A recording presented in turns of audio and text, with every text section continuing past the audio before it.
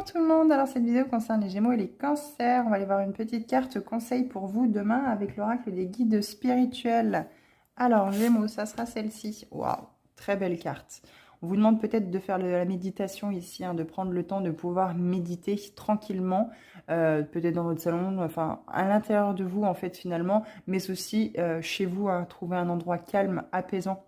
On vous dit patience et réflexion avec la carte 38. La patience permet l'éclaircissement de l'esprit. Et oui, il ne faut pas être dans l'attente, il faut être vraiment dans la patience, de laisser les choses se faire. Il y a un timing divin.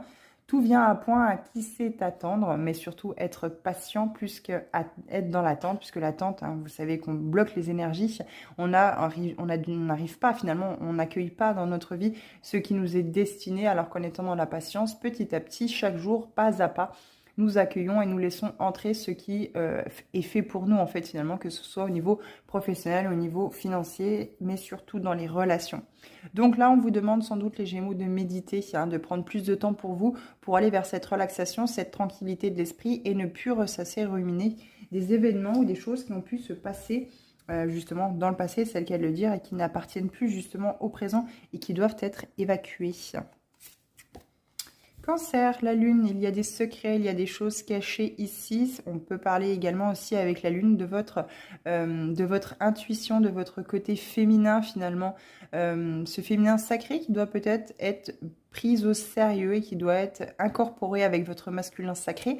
Le masculin sacré, c'est celui qui prend les décisions et qui passe à l'action, bien entendu. Mais vous manquez peut-être un petit peu d'intuition, de lucidité par rapport à ces prises de décision que vous faites. Vous pouvez prendre des mauvaises directions et finalement pas vous apitoyer sur votre sort, mais sans vraiment savoir finalement où aller, puisque vous vous trouvez régulièrement dans des impasses et vous avez tendance à baisser les bras. Là, on vous demande de vous connecter à votre intuition, de vraiment vous poser au calme, de cesser de courir partout, de vouloir absolument faire rentrer quelque chose dans votre vie ou des choses dans votre vie qui ne vous sont pas destinées, parce que plus vous allez forcer les choses, plus vous allez vous fatiguer, parce que si ça ne vous est pas destiné, bien entendu, vous ne pourrez pas acquérir cela. On vous dit les peaux sont aussi partie de la partition de ta vie. Et oui, vous devez aussi prendre des moments de calme, des moments où c'est que vous ne faites rien.